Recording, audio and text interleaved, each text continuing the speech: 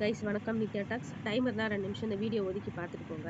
என்னன்னு பார்த்தீங்கன்னா, ராஜஸ்தானில் இருக்கக்கூடிய ஒரு பெரிய மலைத்தொடருக்கு கீழே திடீர்னு பார்த்தீங்கன்னா 10லேருந்து 15 லட்சம் மக்கள் தொகை கூடி சத்தமே இல்லாமல் போராட்டம் பண்ணிட்டு இருக்காங்க. ஆனால் இதை பற்றி பெருசாக சவுத் இந்தியாவில் எந்த மீடியாலுமே கவரேஜ் பண்ண மாதிரி தெரியல. யூடியூபர்ஸ், ஆக்டிவிஸ்ட் இதை பற்றி யாருமே பேசின மாதிரி தெரியல. இது என்னன்னு சொல்லி யூடியூப்ல தேடி பார்த்தா தெரியுது. பயங்கர ஷாக்கிங்காக இருக்குது. என்னன்னு சொல்கிறேன் கேளுங்க. நார்த் இந்தியாவில் இருக்கக்கூடிய ஒரு பெரிய மலைத்தொடர் தான் இந்த ஆரவல்லி ஹில்ஸ். இது வந்து 200 கோடி வருஷத்து பழமையான ஒரு மலை. மொத்தம் 670 கிலோமீட்டர் தூரம் இருக்கு. 3 ஸ்டேட் கனெக்ட் ஆகுது. குஜராத், ஹரியானா, ராஜஸ்தான், ஒரு யூனியன் டெரிட்டரி டெல்லி கனெக்ட் ஆகுதுங்க.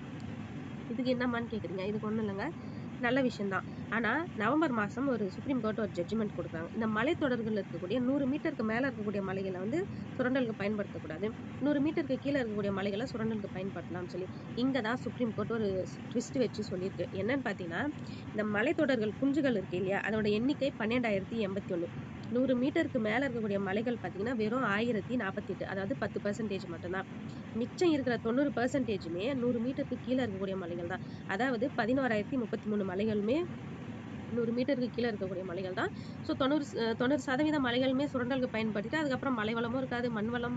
மலைகள் இருந்தால் தான் மலைகள் மரமெல்லாம் இருந்தால் தான் மழை வரும். இது எதுவுமே இல்லைன்னா அது ஆல்ரெடி வறண்ட பூமியாக ராஜஸ்தான் இருக்கு.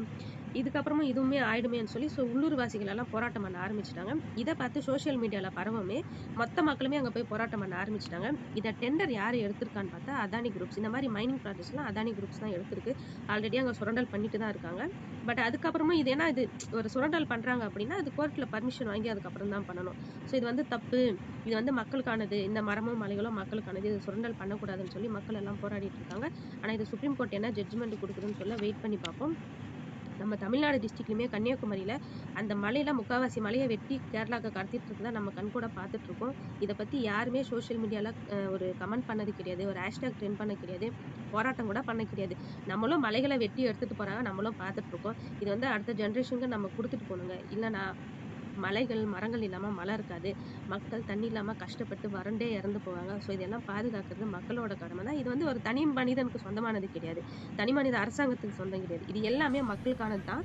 ஸோ மக்களே கொஞ்சமாவது அவேர்னஸ் ஆயிருந்து நம்ம ஊரில் நடந்தாலுமே இதை பற்றி பேசுங்க, நியூஸில் சொல்லுங்கள், கொஞ்சம் போராடுங்க. ஏதாவது ஒரு கட்சி இருந்தால் அதை கூப்பிட்டு போராடுங்க. ஏன்னா இதெல்லாம் நம்ம பாதுகாக்க வேண்டிய சொத்து. இது வந்து அடுத்த ஜென்ரேஷனுக்கு நம்ம கண்டிப்பாக கட்டாயமாக கொடுத்துட்டு போக வேண்டிய ஒரு சொத்து. ஸோ கைஸ் ப்ளீஸ் ஒரு அவேர்னஸோடு இருங்க. பார்ப்போம் சுப்ரீம் கோர்ட் என்ன ஜட்ஜ்மெண்ட் கொடுக்குதுன்னு சொல்லி.